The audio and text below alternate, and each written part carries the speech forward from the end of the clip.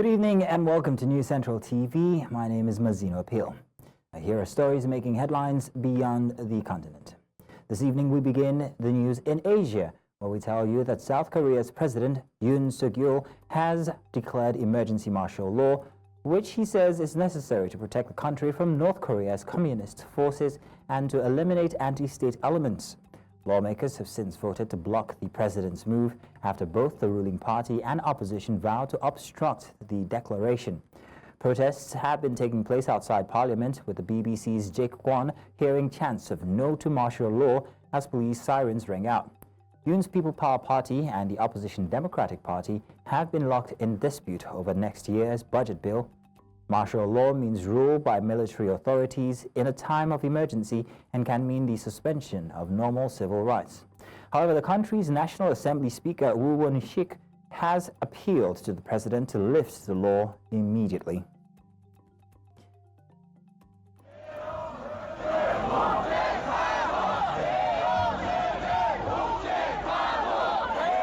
친애하는 국민 여러분, 저는 북한 공산 세력의 위협으로부터 자유 대한민국을 수호하고 우리 국민의 자유와 행복을 약탈하고 있는 파렴치한 종북 반국가 세력들을 일거에 척결하고 자유 헌정 질서를 지키기 위해 비상계엄을 선포합니다. 지금까지 국회는 우리 정부 출범 이후 22건의 정부 관료 탄핵 소추를 발의하였으며 지난 6월 22대 국회 출범 이후에도 10명째 탄핵을 추진 중에 있습니다. 국민의 삶은 안중에도 없고 오로지 탄핵과 특검, 야당 대표의 방탄으로 국정이 마비 상태에 있습니다. 지금 우리 국회는 범죄자 집단의 소굴이 되었고 입법 독재를 통해 국가의 사법 행정 시스템을 마비시키고 자유민주주의 체제의 전복을 기도하고 있습니다. 저는 이 비상계엄을 통해 망국의 나락으로 떨어지고 있는 자유 대한민국을 재건하고 지켜낼 것입니다.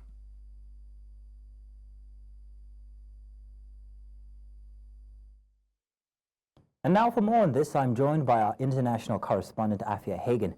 Afia, good evening. Please, if you could tell us the latest from South Korea. We've heard a little, but would like to know more. Yeah, you saw the South Korean president there, Yoon Suk Yeol, declaring that martial law. And it was a completely surprise move, one that was made in this late night address. It was about 10:30 p.m. local time in South Korea when martial law was declared. And this decision comes as the main opposition Democratic Party have repeatedly attempted to impeach government officials, which Yoon says is paralyzing the government. Now, after he declared this martial law, the parliament then voted to block the declaration, with the speaker saying that it's invalid. Now, about 190 of the 300 members of parliament were present. Lots of them then flocked to the parliament to be able to participate in the vote. Now, the last time South Korea declared martial law was in 1980, and this was during a nationwide uprising that was led by students and labor unions. What is happening at the moment is you now have these protests on the streets. Now, it doesn't appear to be violent clashes. We're not seeing the army on the streets, but what you are seeing is police on the streets and lots of people gathering to see what is going on, gathering around those parliament buildings. Now, the police were seen entering those parliament buildings in the past few hours. We have had some footage from inside the parliament, which remains to be very calm. But like I said, lawmakers have voted to oppose the martial law and to lift it. It remains to be seen if that will happen in the coming hours. Now, it's just after 4 a.m. In South Korea, in Seoul. So we'll see what happens after daybreak, when more people will be awake, when more people will be realizing what exactly has happened. Now, the UK and the US have updated their travel advice to South Korea, advising people to be vigilant and stay away from political demonstrations. So do you want to expatiate on exactly why the declaration of the martial law was given in the first place, if you don't mind? And that is the big question. Everybody was really taken aback by this, very shocked by this, baffling, it's a bit surprising. South Korea has been democratically a very stable country for a long time. The fact that it was made in this late night address, everybody was shocked and didn't really expect Yoon Suk Yeol to make this move. Now, he has been a lame duck president since the latest general election, where the opposition won by a landslide in parliament, and he is a president of the opposing party. So he hasn't been able to vote in the laws that he wanted. He's been reduced to vetoing any bills that the opposition has been passing. He's also been marred in several scandals, mainly around his wife, who is accused of corruption. Now, he said the reason why he has declared this martial law, is because he says there's anti-state forces at play who are trying to paralyze the country. Now, it could be that he wholeheartedly believes that there is this anti-state communist movement perpetrated by, he says, North Korea operating in his country. And that's why he has gone for the so-called nuclear option, pushed the button, and decided to go for martial law. That's the only reason that he's given, and one that he might genuinely believe. But a lot of people are saying, look, he is a lame duck president. He doesn't have any power. And for him to have the power is to go for martial law. So we've seen footages of people out there. We've also seen helicopters in the sky, and you also told that there's police. What should we be looking at in the next coming hours? Yeah, so what will happen over the next coming hours is really, really important. Like I said, it's 4 a.m. or thereabouts in Seoul. Daybreak is coming. More people will be waking up. And it's how people will react to this martial law being in place. Will there be more protests? Will violence erupt?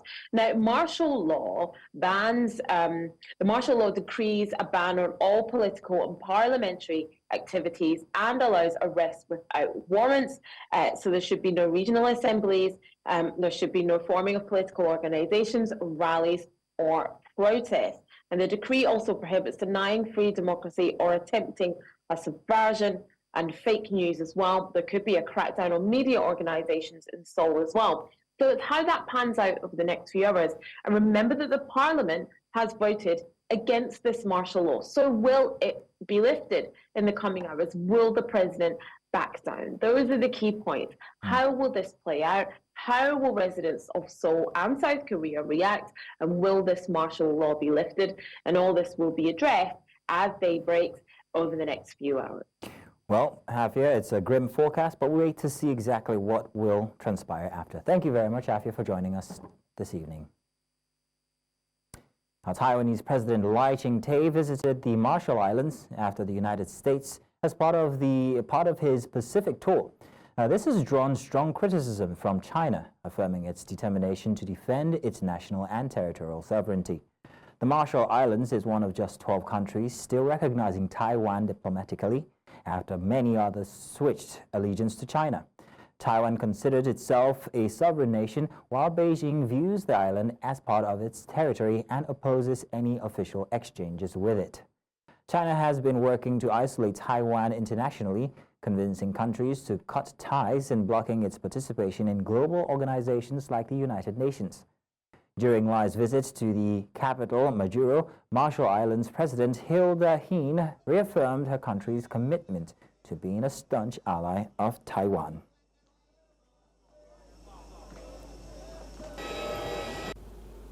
关于你提到的问题，我在这里要强调的是，台湾问题是中国核心利益中的核心，中方捍卫国家主权和领土完整的决心坚定不移，正密切关注事态发展。 Your visit signifies the strong relationship that our two countries have shared for the past 26 years and our sincere desire to further strengthen this relationship both in the bilateral and international forums. In line with this, I wish to assure that the Republic of the Marshall Islands will remain a staunch ally and continue to voice and support Taiwan's inclusion in the United Nations and all other regional and international. And in Asia, we tell you that Vietnamese property tycoon Truong My Lan has lost her appeal against the death penalty for orchestrating a massive $44 billion bank fraud, the biggest bank fraud in the world. The court in Vietnam upheld Lan's death sentence today after finding her guilty of secretly controlling one of the country's largest banks and embezzling millions of dollars over a decade. Prosecutors say Lang misappropriated $27 billion and embezzled $12 billion using a complex network of shell companies amounting to a total of $44 billion. Lang can still avoid execution if she returns $9 billion, 3/4 of the embezzled amount. This is not her final appeal, and she can still seek amnesty from the president. In U.S., Tesla chief executive Elon Musk's record-breaking $56 billion pay award will not be reinstated, a judge has ruled. The decision in the Delaware court comes after months of legal wrangling and despite it being approved by shareholders and directors in the summer. For News Central, international correspondent Afia Hagen here has more. Elon Musk's record-breaking pay package for serving as Tesla's CEO was rejected by a Delaware court, despite being approved by Tesla shareholders at a June meeting. The pay package, now worth around $101 billion based on Tesla's closing share price on Monday, is made up of 303 million Tesla stock options. It had previously been thrown out in January by the same judge, Delaware Chancery Court Chancellor Kathleen McCormick. The package was worth around $56 billion at the time the judge threw out the package. Judge McCormick upheld her previous decision from January, in which she argued that board members are too heavily influenced by Musk. Reacting to the ruling, Musk wrote on X, shareholders should control company votes, not judges. Tesla vowed to appeal against the ruling, saying the decision was wrong. The ruling, if not overturned, means that judges and plaintiffs' lawyers can run Delaware companies rather than their rightful owners, the shareholders, the electric car company said in a post on X. Judge McCormick said the pay package would have been the largest ever for the boss of a listed company. Tesla failed to prove the pay package, which dates back to 2018, was fair, she said. At the time of the June shareholder vote, Tesla's board argued that it needed to keep Musk's pay package in place to keep the CEO fully engaged in running the company. Musk also holds leadership positions at SpaceX, Neuralink, The Boring Company, and X. Musk is also the world's richest person. His current net worth is estimated at around $350 billion. That's according to the Bloomberg Billionaires Index. He has used his platform to make his views known on a vast array of topics, and his status seems to climb higher following Donald Trump's victory in the 2024 U.S. presidential election. The president-elect has picked Musk to lead a newly created Department of Government Efficiency. Trump has said the department will help the administration dismantle government bureaucracy, slash excess regulations, cut wasteful expenditures, and restructure federal agencies. For News Central, I'm Afia Hagen. And now over to the Middle East, where we tell you that the United States has called on all countries to use their influence to de-escalate in Syria, where rebels backed by Turkey have launched a surprise offensive. The United States, during the height of the war, said that Assad, who is backed by Iran and Russia, had lost legitimacy, but it later said it was not a priority to remove him, seeing no better alternative in the rebel. While speaking to newsmen, Matthew Mills, State Department spokesman, stated that the agency's policy has not changed. He described Assad as a brutal dictator who has blood on his hands.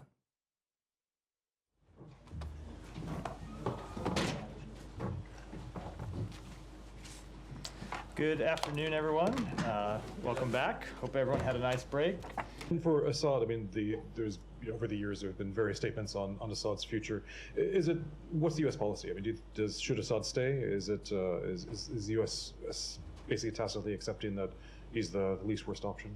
Now have a relationship with him, so there was a sense that the U.S. position had softened slightly. We saw multiple violations And today now, Hezbollah, 1 hour ago, he said that he's responding to the Israeli that because of what he called violation. So what's the difference? Department-wise here. With that, I'm late for a meeting, so I got to wrap for today. Thanks, everyone.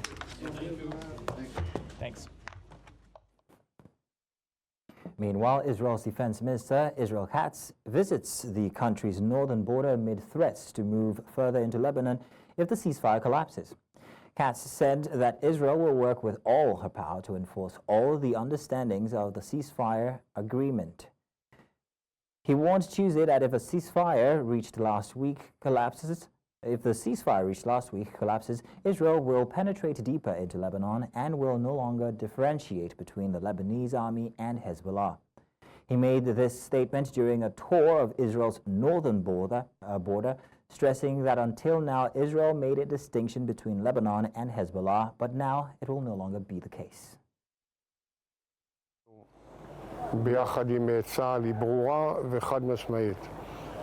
אנחנו נפעל בכל העוצמה כדי לאכוף את כל ההבנות האלה וכל הסכם הפסקת האש הזה. ואנחנו נהיה... We're going to break now, and when we get back, we will tell you that Qatar calls for political resolution. We have the details after the break. Qatar has said that a political resolution is the only way to end the suffering of the Syrian people, emphasizing the need for a peaceful resolution to the 13-year conflict. Islamist-led rebels have recently seized significant territories in a swift offensive, reversing years of gains by forces loyal to President Bashar al-Assad.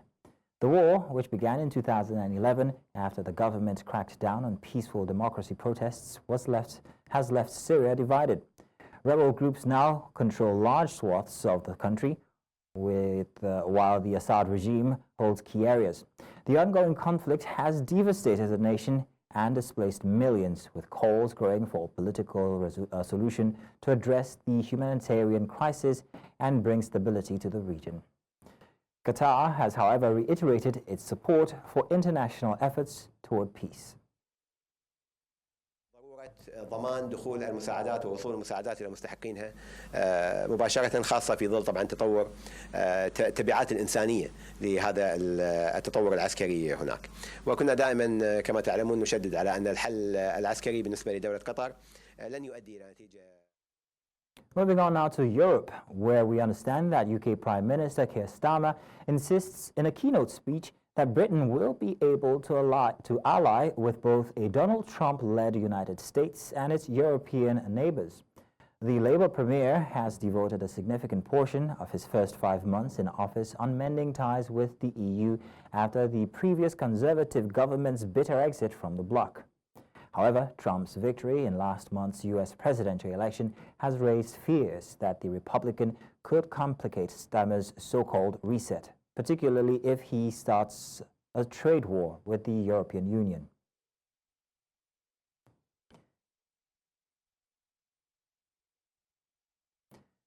Romania's far-right AUR party has made significant gains in parliamentary elections, with leader George Simeon affirming support for EU and NATO commitments but opposing military aid for Ukraine. The ruling Social Democrats, PSD, have led the polls with 23.5% of votes counted, while combined far-right support has exceeded 30%, a sharp rise from 2020's 10%. Political uncertainty looms in the NATO and EU member state, with no clear path to forming a stable government. Analysts warn of risks tied to the fragmented parliament. Voter turnout reached 52%, the highest in 20 years. Prime Minister Marcel Ciolacu has pledged to uphold Romania's European trajectory while emphasizing national identity and values. A presidential runoff is set for December 8th amid political turmoil. Mr. Georgescu may not be perfect, but he defends traditional family values as we do. He wants a more assertive Romania as we do. The party I represent fully supports previously previous engagements with. Georgia's Prime Minister Irakli Kobakidze has accused his political opponents of inciting violence during mass protests. His comments came as Tbilisi's top court rejected a key lawsuit aimed at annulling the results of the contested October election. Kobakidze, who angered protesters last week by announcing that EU accession talks would be postponed until 2028, also suggested potential retribution against public servants who participate in the protests.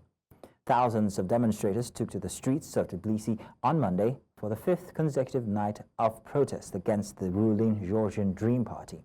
Protesters accused the government of steering the country back into Moscow's influence and betraying Georgia's constitutional commitment to EU membership, which is supported by around 80% of the population. თვითწმენდის პროცესი ძალიან საინტერესოდ წარიმართა. ჩვენ ვაკვირდებოდით, რა თქმა უნდა, ყველას მოქმედებას. და ყველას მოქმედებაზე გვექნება რეაგირება. ეს რეაგირება იქნება კონსტიტუციისა და კანონმდებლობის შესაბამისად. ჯერაში ჩვენ გვაქვს ინფორმაცია მასთან დაკავშირებით, რომ And that's all on Beyond the Continent. To remember now, you can watch News Central live on DSTV channel 422, Star Times channel 274, Avo TV, and of course on YouTube. Many thanks for watching. My name is Mazino Appeal.